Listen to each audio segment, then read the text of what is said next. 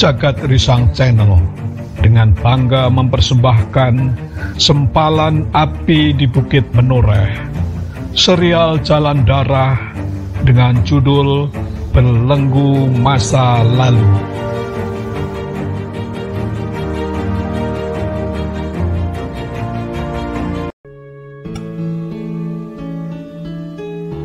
Dada Rorowan berdesir tajam, perasaannya mengombak. Ditatapnya wajah Ki Ageng Menoreh yang sudah dipenuhi kurat ketuaan itu dengan pikiran penuh tanda tanya. Apakah ayah tidak salah? Bukankah sejak dahulu ayah menginginkan agar ilmu kanuragan jalur perguruan Menoreh dijaga kemurniannya? Jika kemudian Paman Waskito terlibat dalam pembahasan ilmu kanuragan Menoreh, apakah tidak mungkin nantinya jalur kemurnian itu bergeser, ayah? Juga, apakah aku tidak salah dengar bahwa Paman Waskito hendak menitipkan 1-2 ilmunya kepadaku? Pertanyaan Rorowan yang bertubi-tubi itu disampaikan dengan suara rendah dan terkesan sangat berhati-hati. Ki Ageng Menoreh menarik nafas dalam-dalam sambil mengangguk-anggukkan kepalanya. Ia tidak langsung menjawab pertanyaan Rorowan. Wajahnya nampak bersungguh-sungguh, sementara pandangannya menerawang jauh, menembus sela-sela dedaunan pohon beringin yang tumbuh subur di halaman samping kiri rumahnya. Dengan hati-hati, Ki Ageng Menoreh itu mencoba mengutarakan apa yang menjadi pemikirannya dalam kalimat-kalimat yang cukup panjang. Wangi, aku harus mengakui bahwa pada kenyataannya jalur perguruan keluarga ini seperti menemui jalan buntu. Adik kandungku yang juga pamanmu nampaknya sudah tidak berminat untuk bertumbuh kembang lagi. Waktunya lebih banyak dihabiskan untuk merenungi kesalahannya di masa lampau. Demikian pula saudara sepupumu Prastowo. Agaknya ia tidak dapat kita harapkan. Kalau boleh aku berkata jujur dan sedikit kasar, Prastowo bahkan miskin bakat. Yang tertinggal adalah kau dan nantinya Gilang cucuku. Ia menjadi tumpuan harapan kita semua. Aku sendiri sudah terlalu tua untuk menyelami apa yang seharusnya menjadi kewajibanku. Meskipun bukan berarti aku berhenti. Ki Ageng Menoreh berhenti sejenak sambil menata letak duduknya. Nah, Wangi, dalam sebuah kesempatan, aku telah berbincang panjang lebar dengan pamanmu Ki Waskito. Aku menemukan begitu banyak kesamaan antara jalur perguruan pesantren, di mana Ki Waskito adalah pewaris tunggal, dengan jalur kita keluarga Menoreh, yang sejauh ini pewarisnya tegak lurus dalam ikatan sebuah keluarga. Kami berdua seperti terjebak dalam sebuah keadaan yang mengkhawatirkan tentang masa depan ilmu kanuragan dari perguruan masing-masing. Kau tahu sendiri, Wangi, Rudito, putra Ki Waskito itu sama sekali tidak berminat untuk mempelajari ilmu dari jalur ayahnya. Justru karena sikapnya yang menentang kekerasan itu, Ki Waskito bahkan tidak memiliki murid yang bisa melanjutkan dan mewarisi apa yang menjadi kekayaan ilmu pesantren. Sementara dari jalur perguruan Menoreh, semua kekayaan ilmu itu seolah berhenti pada kemampuanku yang hingga hari ini masih menyisakan hal-hal terpenting yang belum aku kuasai. Padahal itu sesungguhnya merupakan puncak dari jalur perguruan keluarga kita. Akankah ajaran-ajaran ilmu kanuragan tingkat tinggi itu berangsur-angsur mengalami penurunan makna juga lagu, dan bahkan kemudian punah. Sesungguhnya kami berdua sedang gelisah memikirkan kelangsungan perguruan dan kelestarian ilmu warisan leluhur ini. Saat mengucapkan kalimat terakhir itu, suara Ki Ageng Menureh terdengar bergetar.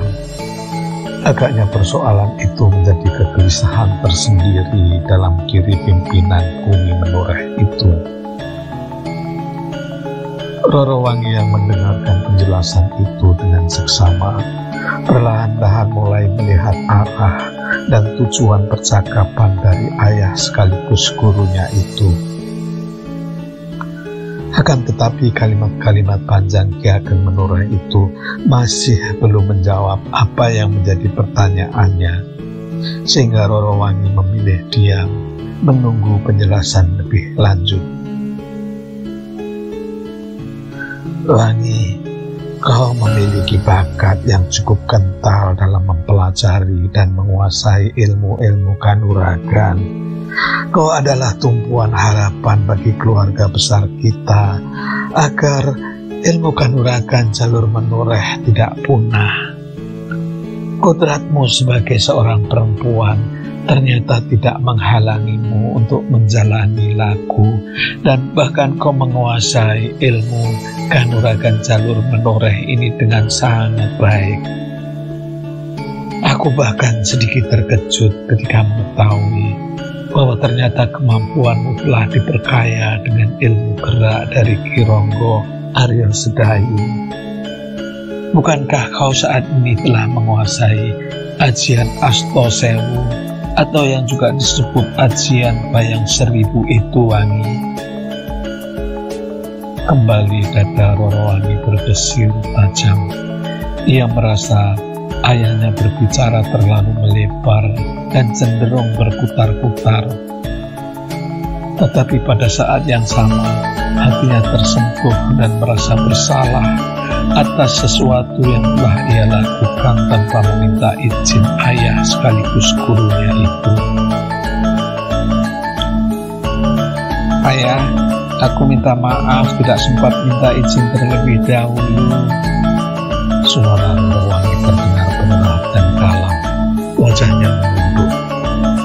Saat itu karena terlalu memikirkan keselamatan keluarga, khususnya Gilang, aku telah menerima tawaran Kakang Aryo Sedayu untuk menerima ajian gerak cepat itu.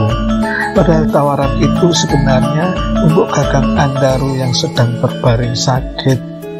Hanya saja kemudian dialihkan kepadaku. Oh, jangan salah, Wangi. Ki Ageng Menureh menyahut dengan cepat. Aku sama sekali tidak keberatan kau belajar sesuatu yang baru, apalagi dari Ki Ronggo yang sangat kita percaya dan memang sudah kita anggap sebagai keluarga sendiri. Aku justru bersyukur, Wangi. Roro Wangi mengangkat wajahnya dan melihat sebuah senyuman tipis terbayang di bibir Ki Ageng Menureh. Ia menjadi berlega hati karenanya.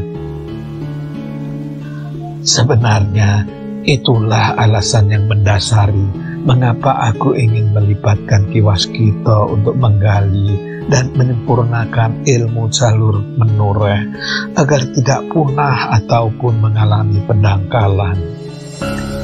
Ki Waskita masih terhitung saudara kita meskipun agak jauh. Jalur ilmunya memang sama sekali berbeda, tetapi sebagaimana Ki Ronggo, rasanya tidak ada orang lain yang mampu dan pantas kita percaya selain Ki Waskita dalam membicarakan perkembangan ilmu jalur perguruan Menureh ini. Ki Ageng Menureh menarik nafas panjang sebelum kemudian melanjutkan kalimatnya. Kau tahu, Wangi, aku juga mempunyai sebuah kitab yang memuat semua ajaran tentang jalur perguruan Menureh ini. Aku menerima kitab itu dari kakek buyutmu. Sementara Tombak pusaka itu aku terima dari kakekmu saat aku menjabat sebagai kepala bumi perdikan ini. Aku menggantikannya. Sayangnya, saat itu waktuku lebih banyak disibukkan untuk tugas-tugas keprajuritan Kesultanan Demak, sehingga pemahaman dan pendalaman tentang isi kitab itu tidak dapat aku jalani dan kuasai dengan sempurna. Apalagi saat kemudian aku harus menggantikan kakekmu menjabat sebagai kepala tanah perdikan ini. Aku terbenam dalam tugas-tugas yang membuatku terlalu sibuk untuk mengembangkan diri. Aku terjebak dalam pusaran tugas dan mengabaikan perkembangan ilmu jalur keluarga menoreh ini.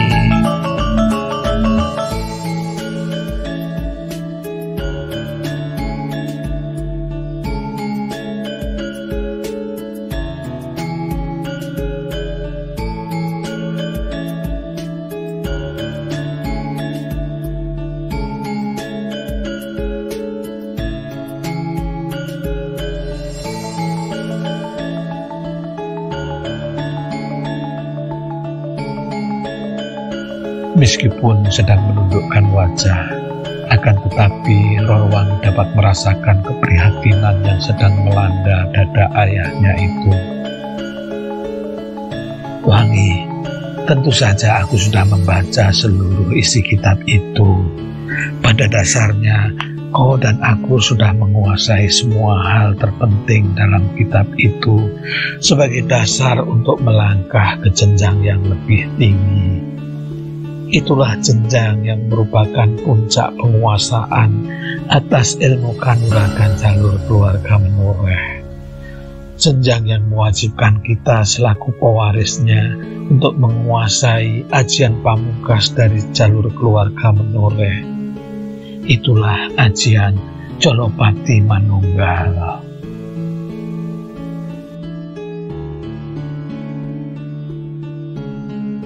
Nama ajian itu membuat dada Pandanwangi berdebar-debar. Seumur hidupnya, ia belum pernah mendengar ayahnya menyebutkan nama ajian yang justru menjadi puncak dari jalur perguruan menoreh.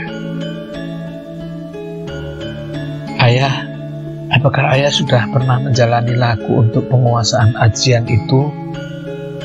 Bertanya Rorowangi.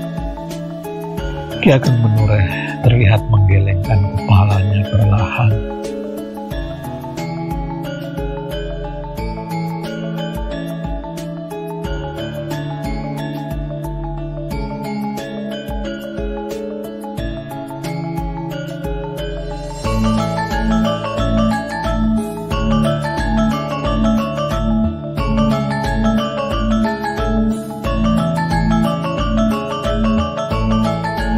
Itulah salahku, Wangi. Aku pernah menjalani persiapan lagu itu dengan berpuasa selama 7 hari, padahal yang seharusnya adalah 40 hari, serta hanya dengan berbuka dengan makanan-makanan khusus. Akan tetapi, lagu itu terpaksa aku batalkan karena ada perintah mendadak dari Demak untuk melawat ke daerah timur dan memadamkan sebuah pemberontakan. Mata Ki Ageng Menoreh menerawang membayangkan masa lalu yang penuh dengan tugas-tugas keprajuritan yang menuntutnya untuk sering bepergian dalam jangka waktu yang kadang-kadang tidak terbatas.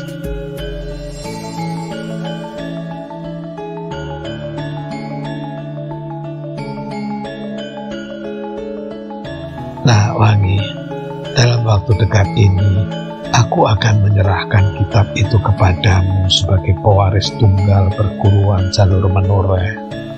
Harapanku adalah kau mau dan mampu mempelajari serta menguasai ajian Colopati Manunggal, sehingga ilmu kanuragan ini tidak punah. Aku tidak berbicara tentang Gilang, karena itu nanti pasti melibatkan suamimu. yang mana suamimu itu sepenuhnya berada di jalur perguruan Windu Jati. Itu dapat kau bicarakan kemudian dengan suamimu. Ki Ageng menoreh sepertinya berhenti untuk menelan ludah.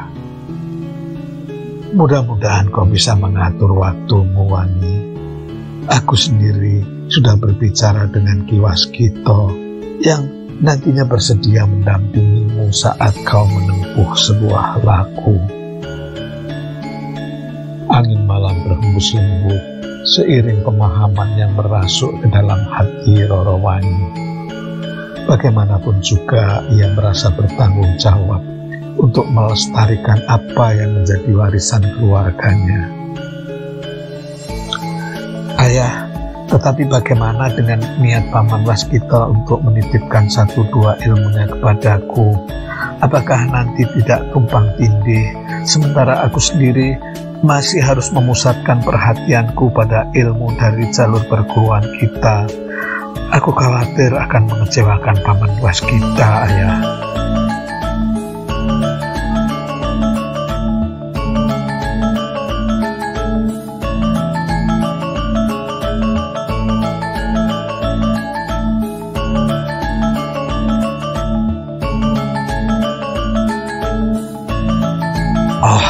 Aku lupa mengatakan kepadamu, Wangi, berkata Ki Ageng sambil meluruskan kakinya yang sedikit pegal.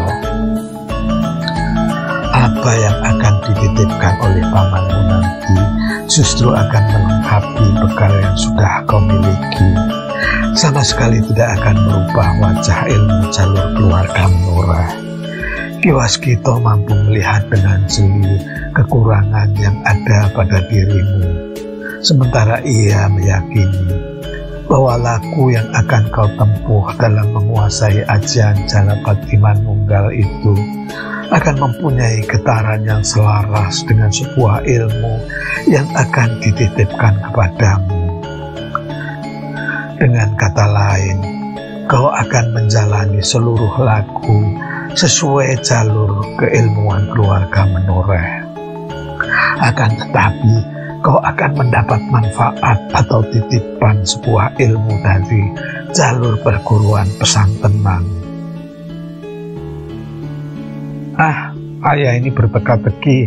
Apa kekuranganku menurut pandangan Paman Waskito, dan ilmu jenis apa yang hendak diturunkan kepadaku, Ayah? Sikap Roro Wangi yang tanpa sadar bersungut-sungut itu membuat Ki Ageng Menoreh tersenyum lebar. Ia seolah sedang berhadapan dengan Roro Wangi muda yang puluhan tahun silam sering bersikap seperti itu.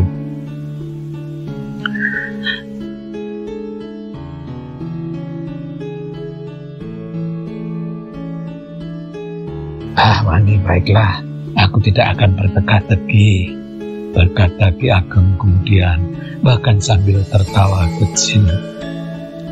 Ki Waskito memang melihat kekuranganmu, dan karenanya hendak menitipkan sebuah ilmu perlindungan diri, tepatnya ilmu kebal.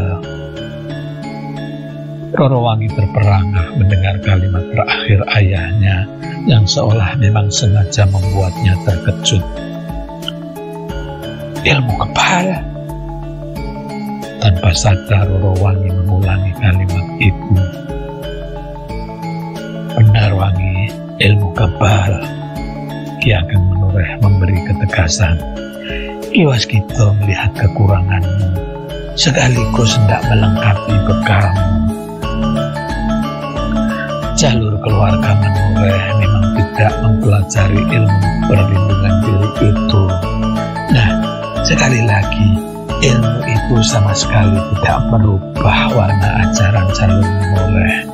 Sementara kau dapat menjalaninya dalam sebuah laku yang berbarengan dengan laku untuk menguasai ajian Jalapati Manunggal itu. Tiba-tiba saja pikiran Roro Wangi langsung melayang, membayangkan wajah seseorang yang memiliki ajian perlindungan diri yang sangat dikenalnya.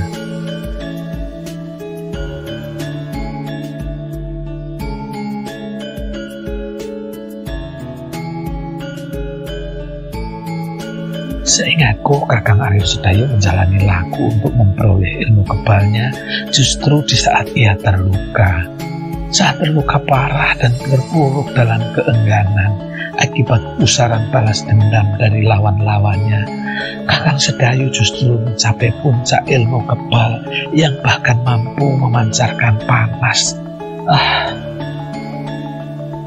Tanpa sadar, kekaguman itu kembali terselip dalam hati putri Ki Ageng Menoreh itu.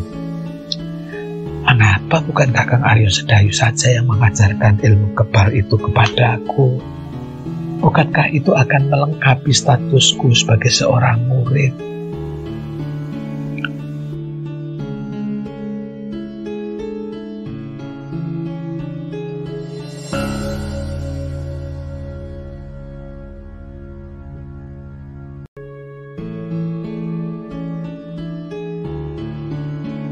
Roro Wangi terperanjat bukan main saat mendapati kata hati yang terlintas begitu saja dalam pikirannya. Ada semburat kemerahan yang melintas di wajah jelita Ibunda Gilang Pamungkas itu. Gila, pikiran macam apa pula ini? Roro Wangi menggeram. Meski semua dilakukan hanya dalam hati. Tidak sepantasnya aku berpikiran yang aneh-aneh. Aku harus mampu menahan diri dan memusatkan semua perhatianku untuk kepentingan Gilang dan keluarga Bumi Menoreh.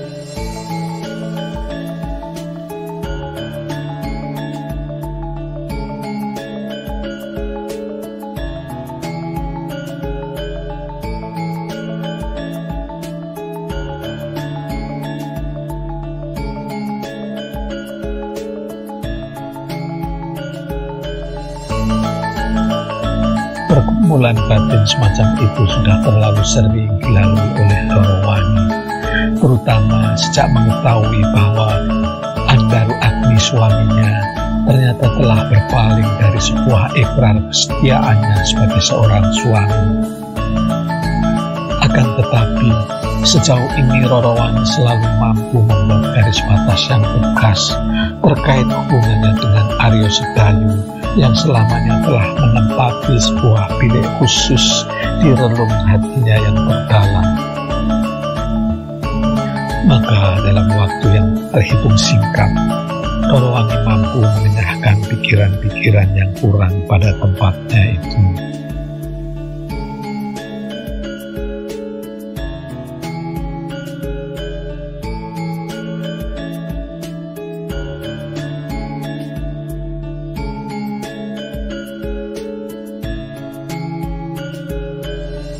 Wangi, bagaimana pendapatmu? Suara Ki Ageng memecah kesunyian yang sempat merebak. Roro Wangi mengangkat wajahnya dan balas menatap pandangan mata ayahnya. Bagaimanapun juga ayah memang sudah terlalu sepuh untuk menjalani sebuah laku. Tugas-tugasnya yang menumpuk selaku kepala Bumi Perdikan ini memang sangat menyita waktu. Sudah saatnya ayah lebih banyak beristirahat. Apalagi sekarang ada Ibunda Tia Arum yang mendampingi dan memberi kesejukan secara jiwanya. Roro Wangi masih sempat bergumam dalam hati.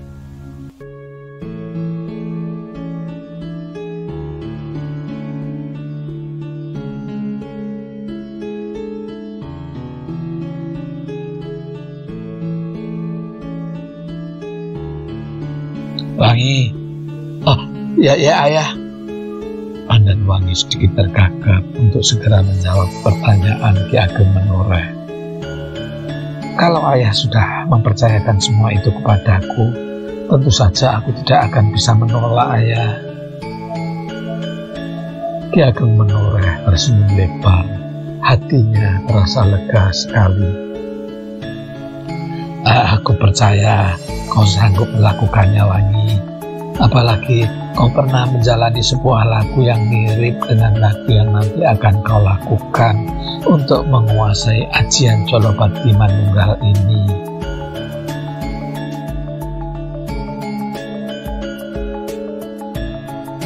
Rorowangi nampak mengerutkan keningnya. Apa maksud ayah?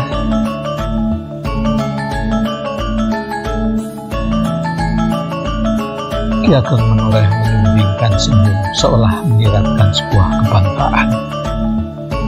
Wangi, bukankah kau pernah memperoleh petunjuk dari Ki Jayaraga atau yang juga dikenal sebagai Ki Ragapati untuk mempertajam kemampuanmu dalam mengambangkan ajian Petit Agung yang kau ciptakan itu?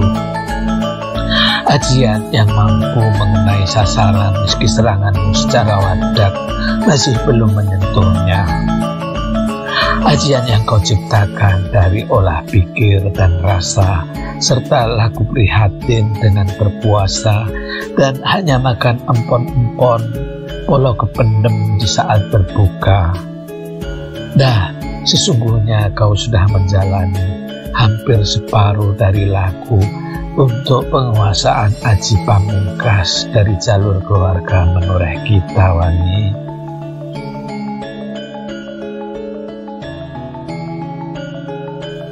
Rorowangi mendengarkan penjelasan Ki Ageng menoreh itu dengan seksama. Ia kemudian menarik nafas dalam-dalam, tetapi tidak langsung menjawab atau menanggapi kalimat-kalimat ayahnya. Malam sudah memasuki wayah sepi wong, dan angin berhembus sejuk mengelus kulit tubuh keduanya. Rambut Rorowangi yang sengaja tidak disanggul karena sore tadi baru saja keramas dengan merang bakar tergerai sebagian karena hembusan angin. Wajahnya terlihat segar.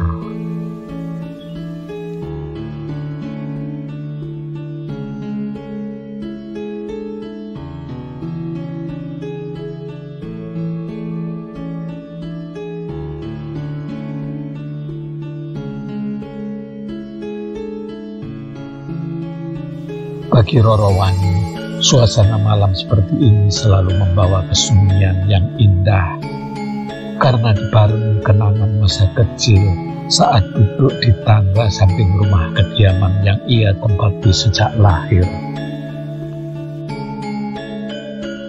Hanya saja, Ki Ageng menoreh terpaksa harus merapatkan kain panjangnya akibat terpaan udara dingin yang mulai menyengat tulang. Ayah, apakah aku boleh bertanya hal yang mungkin agak menyimpang? Apakah selama ini aku pernah melarang kau bertanya tentang suatu apapun itu, Ani? Rorowangi tersenyum kecil. Bagaimana keadaan Ibunda Dyah Arum, ayah? Ki Ageng menoreh mengeringitkan dahinya sebelum kemudian menjawab pertanyaan anaknya itu. Secara jiwani, aku memang harus lebih bersabar menghadapi Ibunda barumu itu, Ani. Akan tetapi ia sudah jauh lebih tenang dan mulai semeleh. Bagaimanapun juga, ia akan melihat bahwa keberadaanku di masa lalu sama sekali tidak pernah berniat buruk. Kalaupun sekarang ia masih terlihat gelisah, itu adalah karena memikirkan jalan hidupnya yang sempat terperosok, bergaul dengan kalangan hitam, dan juga karena Mbok Ayumu Ningsari yang telah tiada. Yang pasti, aku bersyukur karena kehadiranmu sangat membantu memulihkan ketenangannya, Wangi. Ki Ageng menoreh berhenti sejenak. Sedang secara fisik, kau tahu sendiri, obat dan perawatan dari Ki Ronggo maupun tabib padukuhan itu sangat membantu. Rorowangi tersenyum kecil sambil mengangguk-anggukkan kepalanya. Tetapi ia tidak menyahut. Wangi, apakah itu pertanyaan yang kau anggap agak menyimpang itu? Bukan, ayah. Lalu? Rorowangi terlihat ragu dan bahkan kemudian berpikir keras apakah selayaknya ia mengajukan sebuah pertanyaan yang belum tentu bisa segera dijawab oleh ayahnya. Untuk sesaat, hening kembali menyelimuti udara malam hari di halaman rumah Ki Ageng Menureh itu. Ki Ageng Menureh terlihat kembali merapatkan kain panjangnya. Tiba-tiba saja Roro Wangi berjingkat dari tempat duduknya. Udara malam sudah mulai dingin, Ayah. Marilah kita masuk, dan Ayah harus menemani Ibunda Dyah Arum yang pasti juga belum tidur di biliknya. Ki Ageng Menureh mengerutkan keningnya. Tidak biasanya Roro Wangi menggantungnya dalam rasa penasaran akibat sebuah pembahasan yang belum tuntas. Kok ini kenapa, Wangi? Kau belum bertanya tentang sesuatu yang kau anggap menyimpang itu? Tidak, Ayah. Bukan sesuatu yang sangat penting, dan aku kira saatnya belum tepat. Yang pasti aku menyanggupi untuk menjalani laku agar menguasai ajian pamungkas dalam keluarga jalur Menureh. Dalam beberapa hari ini aku akan mengatur waktuku agar tidak terlalu sibuk dan bisa masuk ke sanggar dengan tenang, Ayah. Kok ini, Wangi, malah membuat hati orang tua ini jadi penasaran. Ini suara Ki Ageng Menureh yang terdengar menggerutu. Lupakan, Ayah. Pada saatnya aku pasti akan memberitahu Ayah.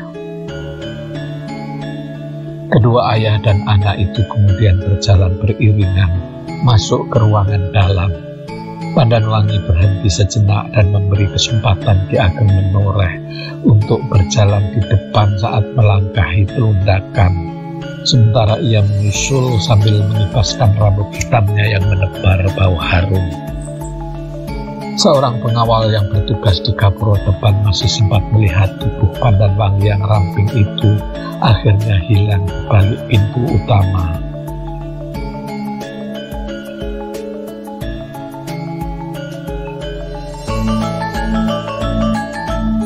Sementara itu, menjelang dini hari, di saat Ki Ageng Menureh dan Roro Wangi memasuki ruang dalam rumah kediamannya, di saat yang sama, Ki Rogopati dan Dewa Kecapi melampiaskan rasa lelah keduanya dengan kembali duduk terkulai di tepian pantai berpasir di perbatasan antara wilayah Tuban dan Garasi. Hampir sepanjang malam, keduanya telah berlari berkejaran, disusul bertarung yang seolah tiada pernah berhenti untuk kemudian saling memaki. Hati Dewa Kecapi sedemikian sakit dan kecewa, sementara hati Ki Rogopati dipenuhi rasa keterkejutan yang sangat dahsyat, penyesalan yang sangat dalam sedalam lautan, serta rasa penasaran yang menggunung. Setan alas, kau memang tidak punya perasaan, Rogopati. Lemah suara Dewa Kecapi di antara nafasnya yang terengah-engah. Tidak bisakah kau melihat sisi kenyataan dari sudut pandang keluarga Dyah Kemuning dan keluarga Ayahanda Tumenggung Aryo Manik? Suara itu terdengar lirih, sementara Ki Rogopati juga sedang sibuk menata nafasnya yang memburu. Semburat merah mulai menampakkan pesonanya di langit sisi sebelah timur.